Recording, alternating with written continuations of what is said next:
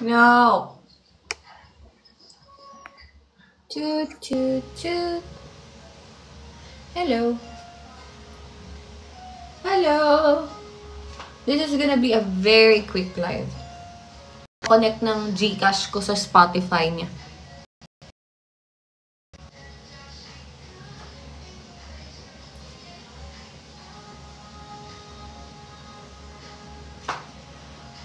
Nag-aayos lang ako ng very, very light. Sobra namang Latina ng person.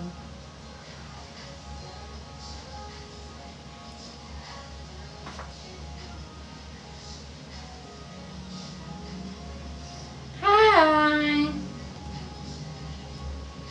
Yan, ganyan na lang.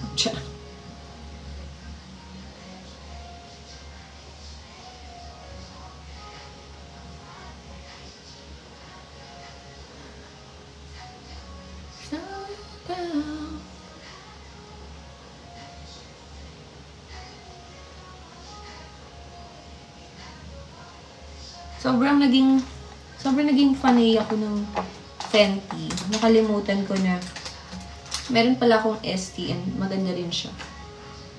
Hi! And meron akong dilemma. Actually, I need to ask you guys. Kailangan ko ng opinion.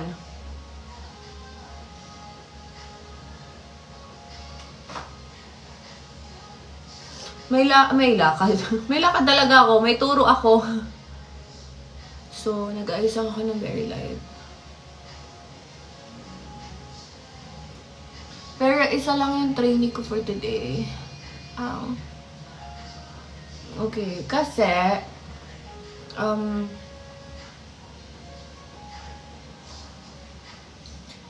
yeah, may turo ako today.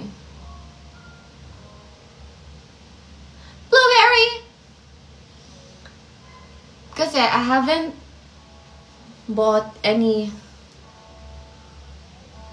for me. Ha? Pero totoo, wala pa akong nabibili since nanalo ko.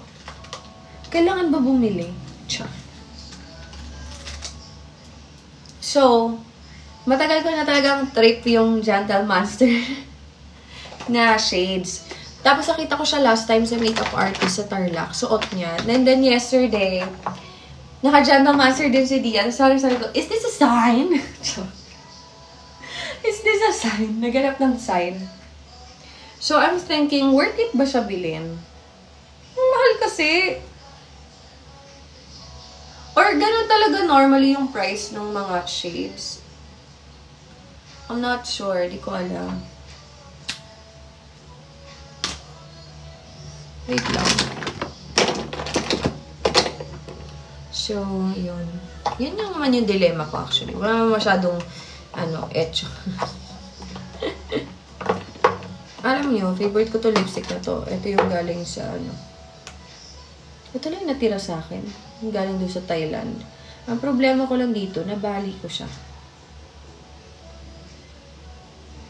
But it's too glossy.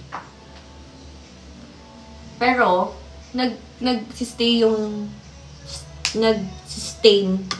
yung tint. Huh?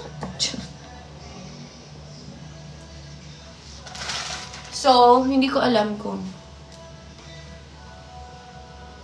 bibiling ko siya or hindi. Or hindi worth it yung mga ganong presyo kapag ka shades lang naman. Diba? Nag-iisip ng dahilan para hindi bilhin.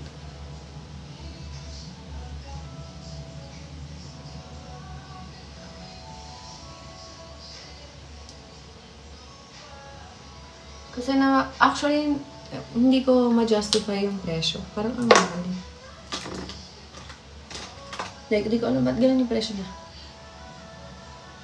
Nakakatulog naman ako. Natulog ako for Actually, ang tagal ko na yun gusto. Parang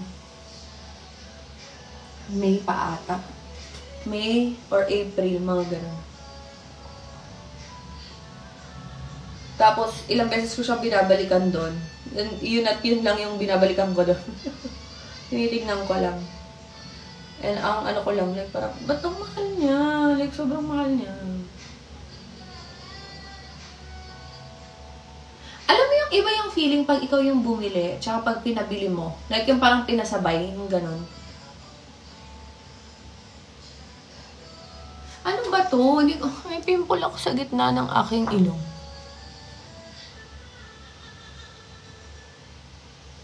And kailangan ko palang kunin yung kuryente, yung bill ko sa baba at magbabayad akong kuryente. Saglit lang to, nagme-makeup lang talaga ako bago ko umalis. Sa tabi mo, sa aking buhay sa atin, sa'yo nakita ng mata mo,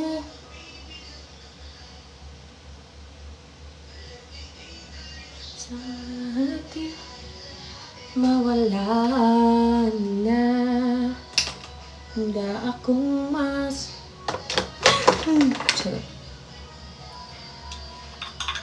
ayun. So, ayun lang naman. Iniisip ko lang naman kung bibilin ko o hindi.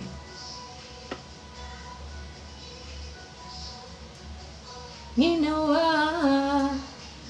Guys, yun pala, yung upcoming namin na charity program sa 28. Pinost ko po yung details sa channel ko, sa Instagram. So, if madaanan nyo, I also shared yung poster sa story ko. I'll be sharing it again until the 26th yung last day na nilagay namin. Pero kung may habol pa ng 27 to donate, diba? Why not?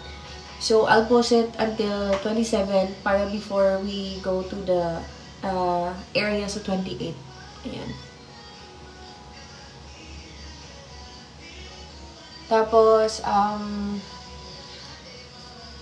pinag-uusapan pa namin kung ano yung mga i-donate. I mean, we will not be donating, I think, the whole money. We'll be buying some stuff na kailangan nila doon. So, ayun.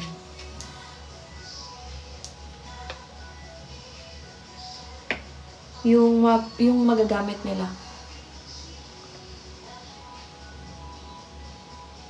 Actually, may mga livelihood projects sila doon. Tinuturuan sila manahe, ganun. So, good thing. We can buy products from them as well.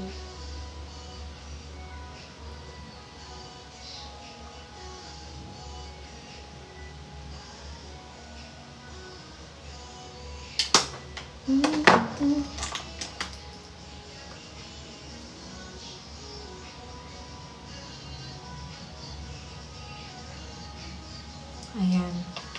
Okay na yan.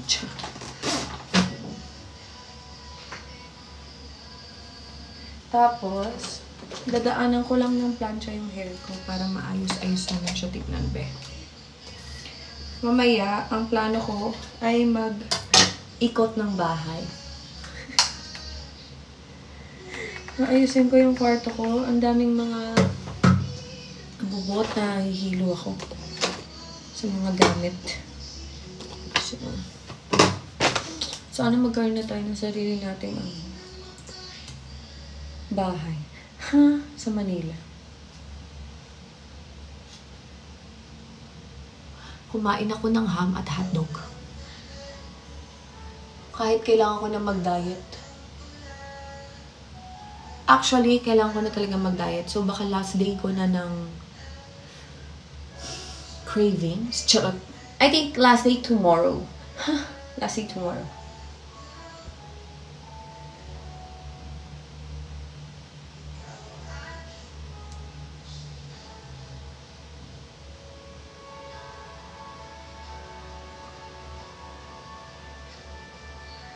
Kasi, ow!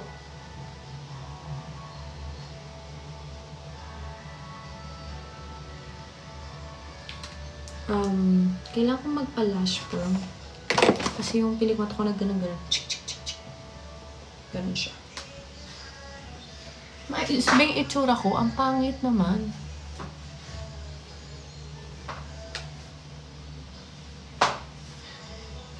Tinatamad ako mag-partner ng damit, kaya ito na lang sinuot ko. Hindi ko alam kung pangit ba siya.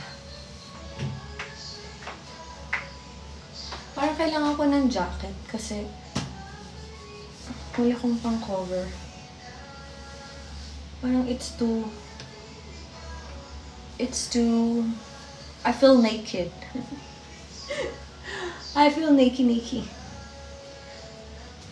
May turo ako mga B eh. Ako ay magtuturo. Isa akong coach for today. And yesterday.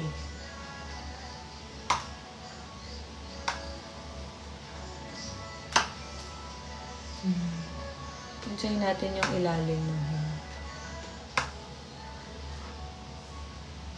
Alam nyo, actually, naging super healthy yung hair ko nung time na ginawa ko na parang every other day ko siyang sinashampoo. Alam ko, nung una kasi hindi ako fan nun. Parang, yuck. Pero kung like for example, hindi ako papawisan or alam mong hindi nadumihan yung hair mo, hindi ko siya isa-shampoo. Tapos, after another day, dun ako mag-shampoo ulit. Ganon.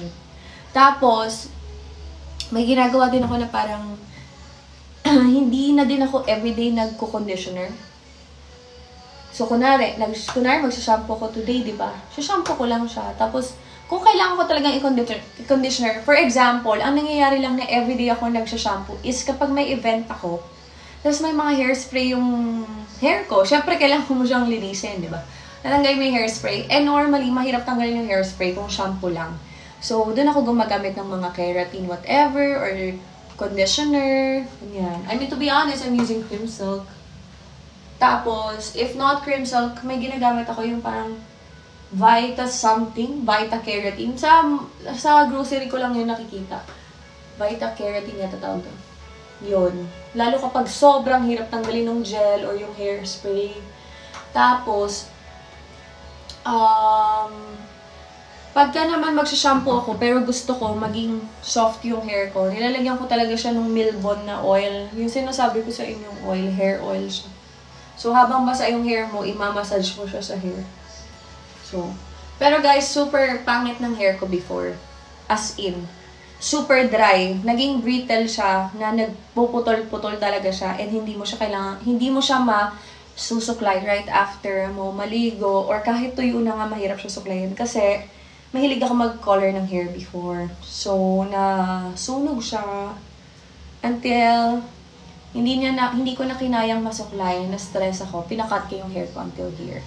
And dapat nga, shorter than that pa. Kasi nasunog na from here down yung hair ko. So, but, ayun, it took me years para pahabain ulit siya. Kaya iniingatan ko rin. Although gusto ko magpakulay ulit ng buhok, pero pinipigilan ng person. Kasi, gusto ko pa rin naman itong dark hair ko. Although gusto ko mag-brown ulit ng hair or balayage, pero yeah, next time na lang.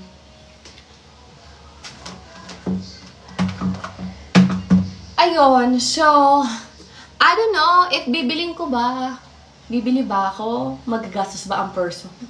Ayoko magastos, B. Magastos mo, B. Hindi ko alam kung worth it siya bilhin. Dapat ko bang bilhin? Deserve ko ba yun? Deserve ko ba yun, be? Parang hindi ko naman yung deserve.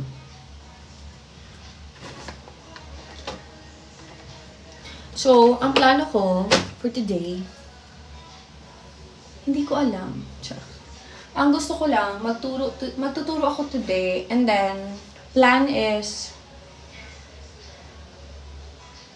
basta mayroon ako isang plano, and hindi ko alam if tutuloy ako or not. Because if not, ano na lang ako,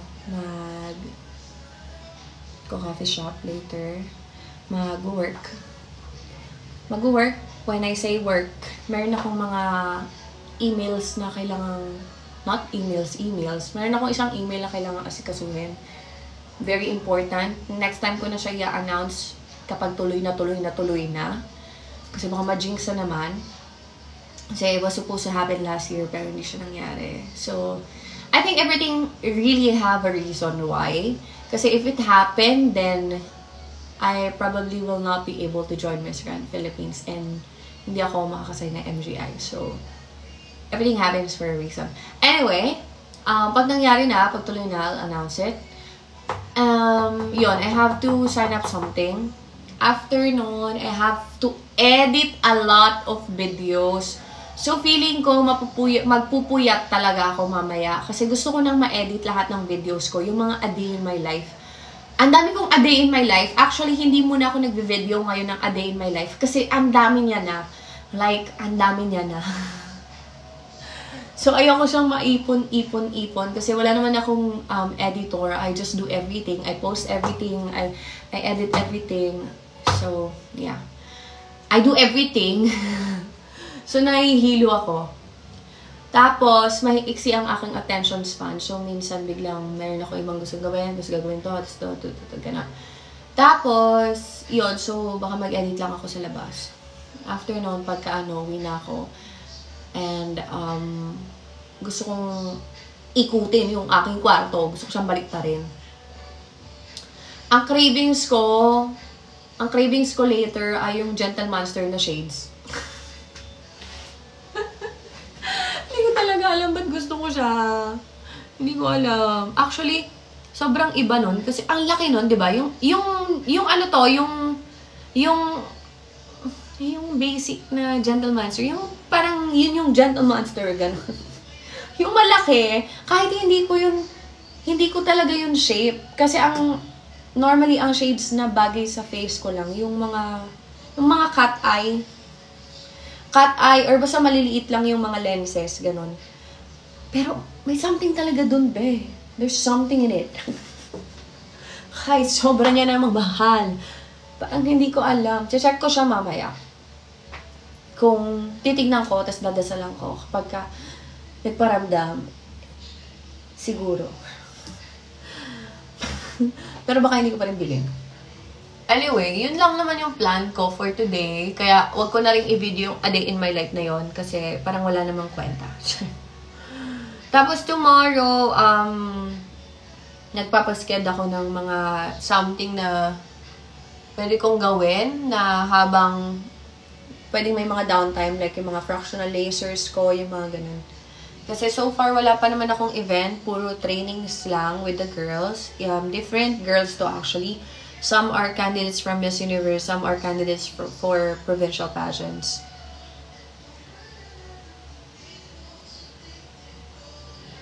So, actually, ganun lang naman nangyayari sa life ko. If I don't have any event, judging event, or hosting, or training, or meet and greet, yung mga ganun, or meeting with the brands, ako nagtuturo. Kung wala naman, napakaswerte ko naman pag wala talaga akong gagawin. Napakaswerte, but at the same time, hinahanap-hanap talaga ng katawan ko yung nag-work ako. So, feeling ko ang tamad ko pag wala akong work. In fairness sa Polish to eh. Sa Polish na lash curly. Tignan nyo. Dada. Ako lang ba? Pero gustong-gusto ko pag yung lashes ko nakaganon. I like katulad kay Amy. Di ba yung lashes niya super haba talaga? Dati nung nakita ko yun, sabi ko, are you wearing like fake lashes or something? No, it's my lashes, sabi niya. And yung lashes niya talaga nakaganon lang. So pag kinurl na yun, naglalast yun for like the whole day. Tapos yung akin, pag ganyan ko, may bababa na yun. Kaya ako, lagi ako lashes. Like, for example, ito. I have polish here. Actually, polish yung lagi kong ginagamit na lashes. Actually, padala nila yan din. Kasi, dapat, o-order talaga ako. Kasi nga naubos na yung mga lashes ko from the events. Tapos, nagpadala na lang sila. Tapos, naglagay sila ng mga iba pang lashes. So, if you're looking for lashes pala, tapos gusto mo yung talagang pack na pack, bilhin mo yung G13 ng Polish. Pero kung gusto mong pack din, pero medyo mas less ng onte, favorite ko yung C10. Yun. Pero meron din sila dun yung mga ano lang, yung mga parang basic, yung mga pwede pang everyday, ganun. Tamad lang ako maglagay ng ganun pag everyday. Tapos, DM nyo yung The Canvas official if need nyo ng, if you need to ask details about the Pasarela coaching staff. Ako yung nagre-reply doon. You can also message me on my personal Instagram. Pero kasi, the problem is, baka matabunan. Anong oras na, guys? Can you update me? What time is it? My room is so makalat, kaya wag nyo nang i-check. Okay, 2:17. Bababa na din ako. Uy, binili ko pala to. Binili ko to sa sa Bersh. Gandang-ganda ako. Alam nyo, di ako bumibili talaga ng mga damit. Madalang ako bumili ng damit na sa mall. Sa ukay talaga ako bumibili. Pero hindi naman ako nakakapag-ukay dito sa Manila. So, at saka medyo iba yung ukay. Nag-ukay na ako dito pala once. Sinama ko nila Mami Yaj. Pero, wala ako masyadong, or nahihilo lang ako dun sa ukay na yun. Kasi parang masyado siyang malaki. Like, parang masyado marami nangyayari. Yeah. So, ito, binili ko. Oh no, parang, no, my is so, oh my God, parang magpapalit ako lahat. Hindi, parang, ang ganda nung nung jacket ko, pero, ang kalat kasi, guys, yung background. I'm so sorry. Pero ito siya. Parang it's not giving.